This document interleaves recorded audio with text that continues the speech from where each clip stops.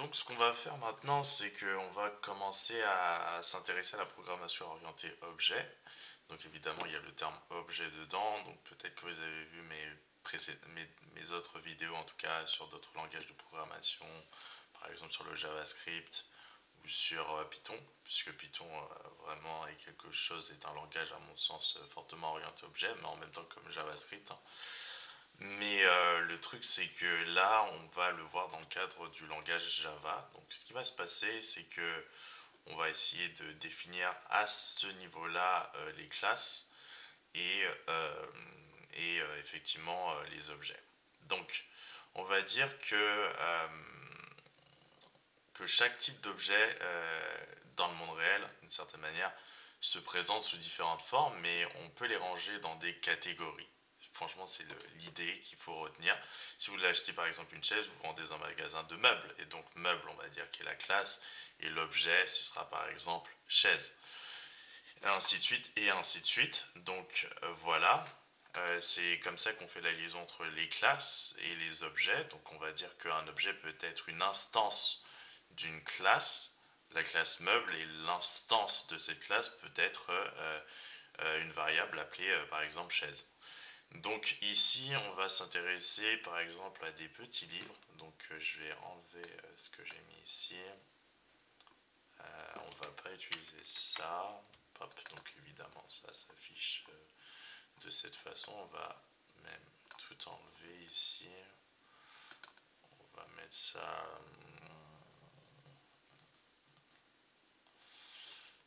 C'est pas grave.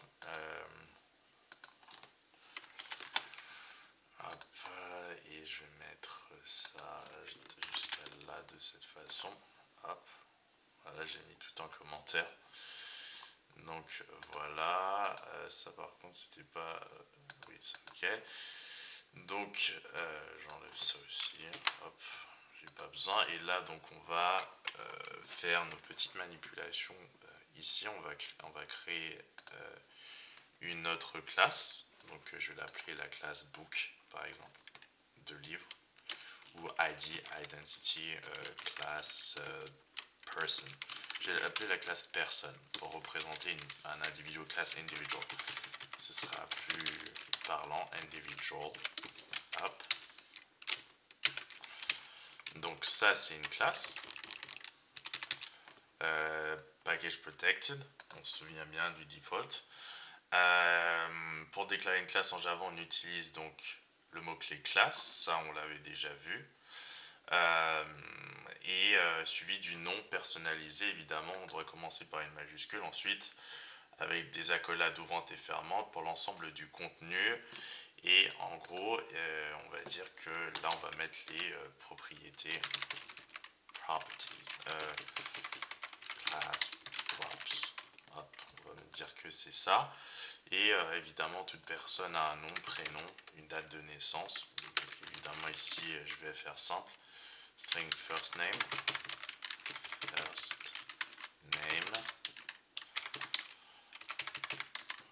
point virgule, string last name, point virgule également, un âge int, et je mets age, hop, et une date de naissance, je vais mettre,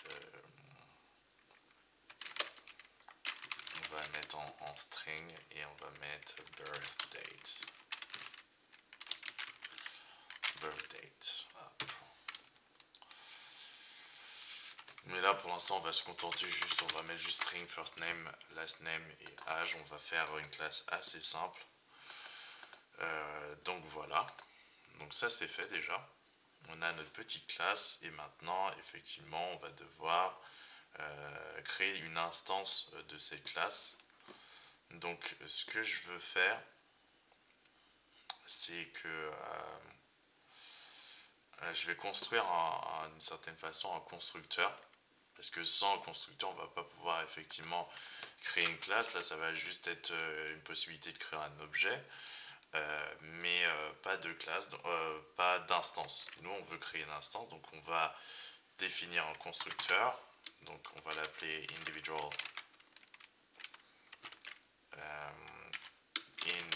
class construct. constructor, individual class constructor, et on va effectivement lui redonner ce petit nom là au constructeur string. On remet ce qu'on a mis, first name, string last name et int age. Hop. Donc il n'y a rien de nouveau sous le soleil d'une certaine façon. Donc voilà, le constructeur est fait et à chaque fois on va utiliser le mot this, first name, en l'occurrence c'est égal à first name. En fait comme en JavaScript, en fait à mon sens c'est la même chose. This author est égal à author, this author, voilà, this age, this last name, pardon, last name est égal à last name. This age est égal à age. Parfait. Donc là, on a notre constructeur, c'est-à-dire que maintenant, on peut instancier cette classe. Donc, je vais vous montrer ça tout de suite. Hein. C'est pas bien compliqué.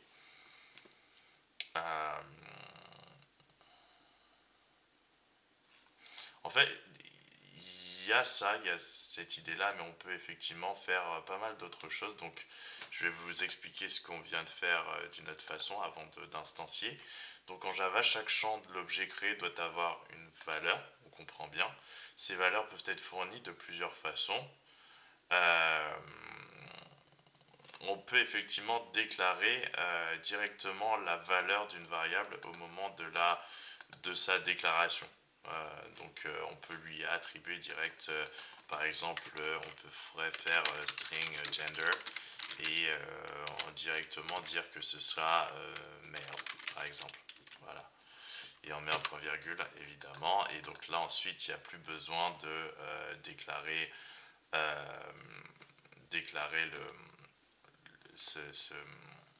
cette chose-là. Ensuite, évidemment, si on fait le constructeur, alors là, j'ai déclaré directement, j'ai initialisé d'une certaine manière la valeur de gender au moment de sa déclaration, mais ça n'empêche que, effectivement, dans le constructeur, on peut remettre d'une certaine façon gender, d'ailleurs, pour pouvoir changer sa valeur. Pas utiliser nécessairement la première valeur, c'est-à-dire que là on peut mettre par exemple string gender, hop, et peut utiliser la valeur par défaut et on ajoute ça à this gender est égal à gender. Et là ça va pas nous afficher un message d'erreur du tout, hein. C'est absolument possible de le faire, de pas utiliser la valeur par défaut, hein. On aurait pu pour chacun de chacune de ces variables, on aurait pu propriété mettre une valeur par défaut, mais on ne va pas le faire ici en tout cas. On va peut-être le faire une prochaine fois. Donc ça c'est déjà une première façon de donner une valeur à la propriété. Donc c'est ce que je viens de vous montrer. Ensuite, qu'est-ce que je peux vous dire? Pardon. Donc là, les attributs, on vient de voir ça, mais on va continuer un peu sur le sujet. Donc, comme je vous l'ai dit, chaque champ de l'objet créé doit avoir une valeur. Donc ces valeurs peuvent être fournies de plusieurs façons. On a effectivement pris cet exemple et déclaré la valeur male dans la définition de la classe. Hein. C'est la définition de la classe, ceci, hein. C'est ce que vous voyez.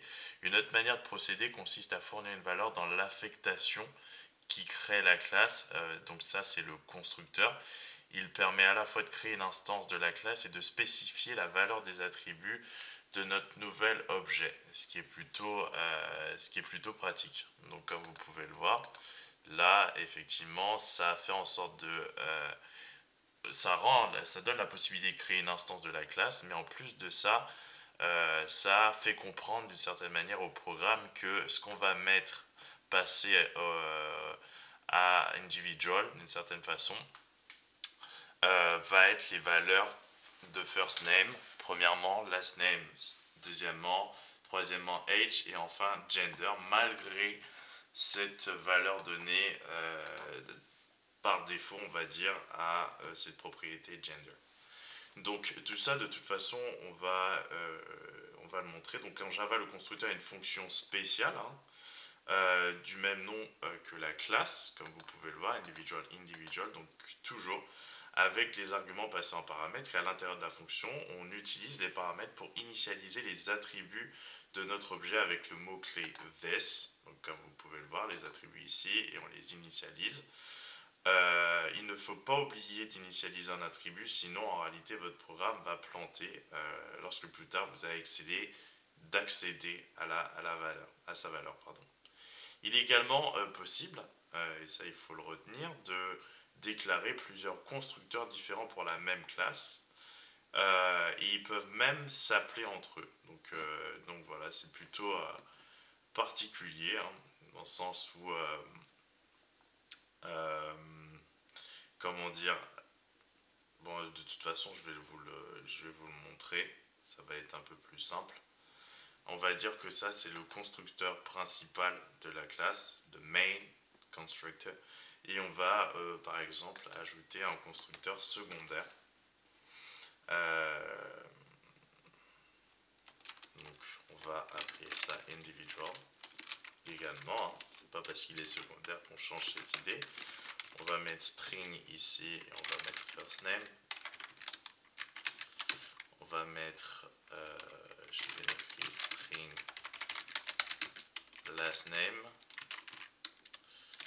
On va mettre int age et par contre on va pas mettre par exemple gender. Hop, hop, hop, hop, et évidemment on va écrire la chose de façon différente. On va mettre par exemple this toujours.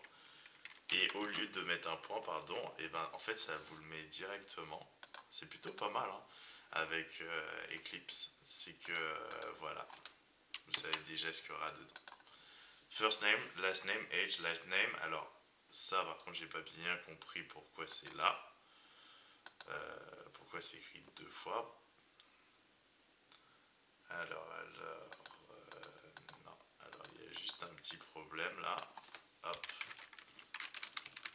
First name. Last name.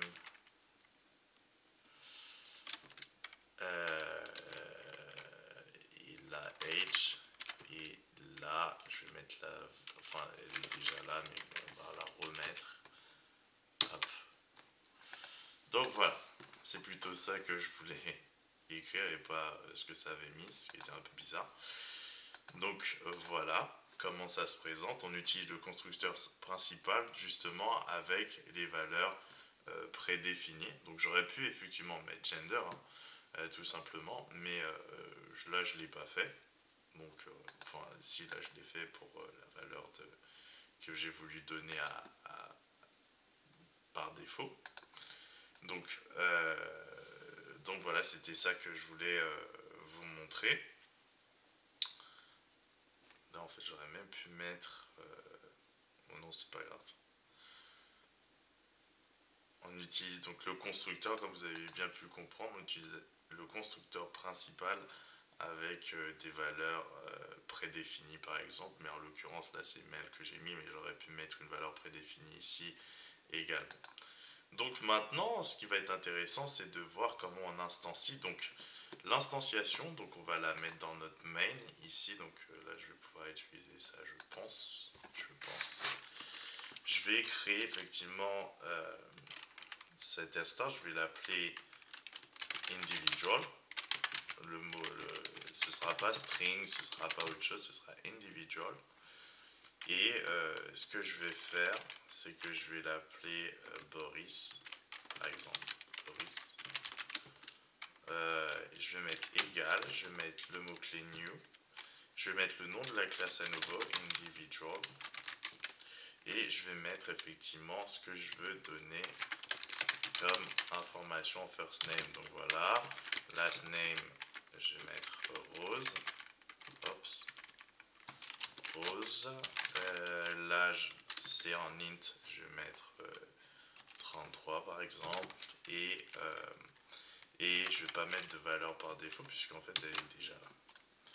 Alors là c'est pas un point virgule, c'est une virgule. Donc là tout ça c'est fait. Donc c'est juste pas utilisé. Je vais faire un système out print print ln hop et je vais mettre Boris et vous allez un peu voir ces petites informations. Peut-être en tout cas. J'ai hâte de voir ce que ça va mettre et on y va. Alors, ma project individual at 3D012DDD. Donc, en gros, ça nous a pas mis beaucoup d'informations, mais on va un peu préciser ce qu'on veut voir. Alors là, ça nous met déjà des choix.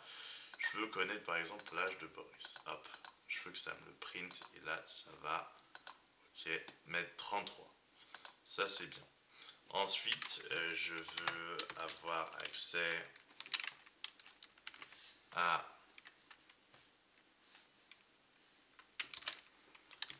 son nom de famille, par exemple Boris last name, Boris gender, déjà puisqu'on l'a pas mis, donc ça va vous permettre de voir que la valeur par défaut va être affichée.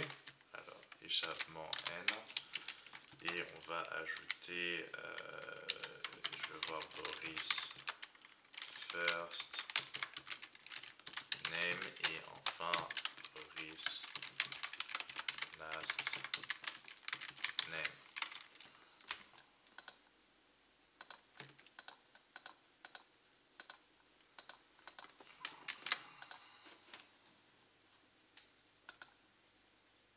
Merde, alors 43 c'était pas ce que j'avais mis apparemment, donc je vois pas pourquoi ça met 43.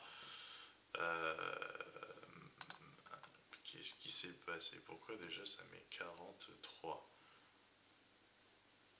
J'ai mis 33, ça met 43, c'est un peu étrange là par contre. Je vais vérifier cette information. Alors, funny. Donc, hop.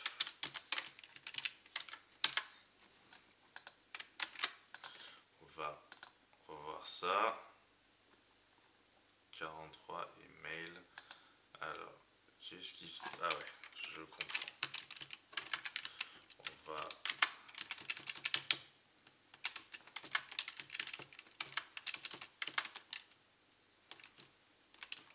Si jamais... Donc Boris age, hop, hop. Voilà. 33 mail, mail, Boris et Mel et Boris Rose. Parfait, c'est exactement ce que je souhaitais. Donc les informations, comme vous pouvez le voir, par défaut ont été prises en compte. C'est exactement ce que je souhaitais. On n'a pas eu besoin d'utiliser le constructeur principal, on a utilisé le constructeur secondaire puisqu'on avait une valeur prédéfinie.